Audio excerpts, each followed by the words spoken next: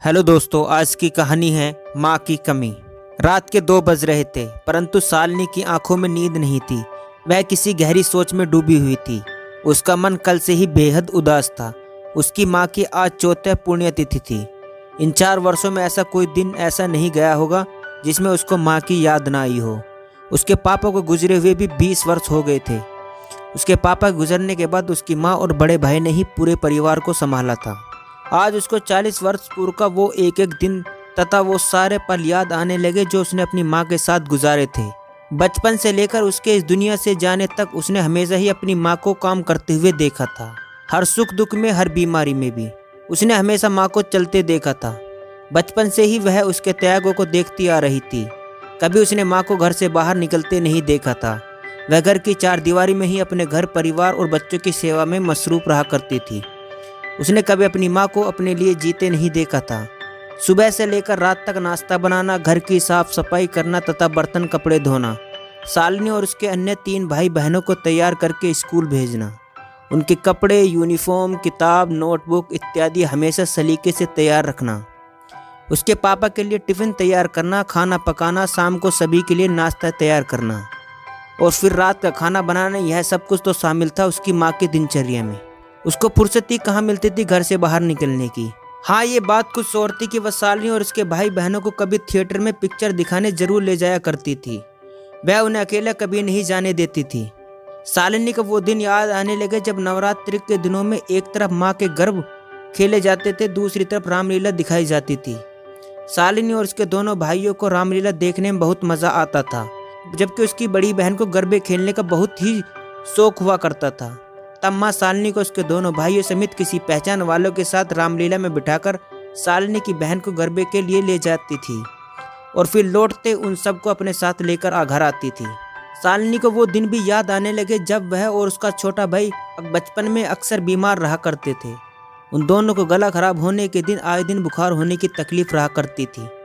उन दिनों में शहर में इतने डॉक्टर भी नहीं हुआ करते थे और छोटी छोटी बीमारियों में तो घर के इलाज ही किया जाते थे। घर में तब गैस भी नहीं हुआ करते थे, स्टोव पर ही काम किए जाते थे। तब माँ रात रात भर जागकर गले पर विक्स की मालिश करके, नमक को स्टोव पर गर्म करके, कपड़ों की पोटली बांधकर गले पर सेक किया करती थी और बुखार को कम करने के लिए ठंडे पानी की पट्टियाँ सिर पर रखती थी। यही नहीं, पढ़ाई में भी अक्सर वह अपने चारों बच्चों का हौसला बढ़ाती रहती थी और उन्हें पढ़ने के लिए प्रेरित करती रहती थी। शालिनी के पापा का दिल का दौरा पड़ने के कारण, अचानक मौत होने के कारण वह खुद अपने आप को संभाल नहीं पा रही थी, पर ऐसे वक्त से जल्दी ही उबरकर अपने आप पर काबू पा न सिर्फ उसने अपने चारों बच्चों को अकेला संभाला, पर साथ में उन चारों बच्चों को अच्छी अच्छी नौकरियां भी दिलाई। शालिनी को वो दिन आज भी अच्छे से याद है जब सब्जी मंडी से लौटते उसने शालिनी का नियुक्ति पत्र खुशी खुशी से थमाया था, जो उस सब्जी मंडी में किसी पहचान वाले ने दिया था। जिंदगी के हर मोड़ पर उसकी माँ ने अपने चारों बच्चों को खूब अच्छे से संभाला था। चारों बच्चों की शादी होने के बाद उसके बच्चे भी उसकी माँ ने ही संभाले थे।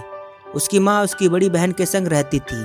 उसे वो दिन अच्छे से याद है जब छुट्टी के दिन उसकी माँ उसका बेसब्री से इंतजार करा करती थी और उसके देखकर बहुत भी खुश हो जाया करती थी। कई बार वो छुट्टी के दिन माँ को घुमाने ले जाया करती थी, कभी मंदिर में, कभी पार्क में, तो कभी होटल में। माँ को लेकर जाया करती थी, जहाँ पर अपने पहचान वालों से मिलकर उसकी माँ बहुत ही खुश हो जाया करती थी। 90 साल की उम्र की थी उसकी माँ, पर अभी वह घर के कितने काम कर लिया करती थी। वह जब भी कभी बीमार होती तब शालिनी ही अस्पताल में उसकी देखभाल किया करती थी, क्योंकि उसके भाई दूसरे शहरों में नौकरी करते थे और उसकी माँ अपना शहर छोड़ने को बिल्कुल ही इच्छा नहीं थी। उसकी माँ को शालिनी के साथ वक्त गुजारना बहुत ही अच्छा लगता था और उसे शालिनी पर विश्वास भी बहुत ज़्यादा था। वह अक्सर शालिनी को मन की बातें बताया करती थी और उसके पापा के संग गुजारे लम्हे, अपने अतीत के बारे में उससे बातें किया करती थी। एक दिन उसके बड़े बेटे ने अपनी माँ को अपने पास बुलाया और उसकी माँ खुशी खुशी तैयार हो गई अपने बेटे के पास जाने के लिए। शालिनी उसके अपने भाई को वहाँ छोड़कर आई। उसकी माँ वहाँ बहुत ही खुश थी। उसका भाई और भाभी उसकी माँ की खूब अच्छा सेवा किया करते थे, अच्छे अच्छे व्यंजन बनाकर उसे खिलाते थे।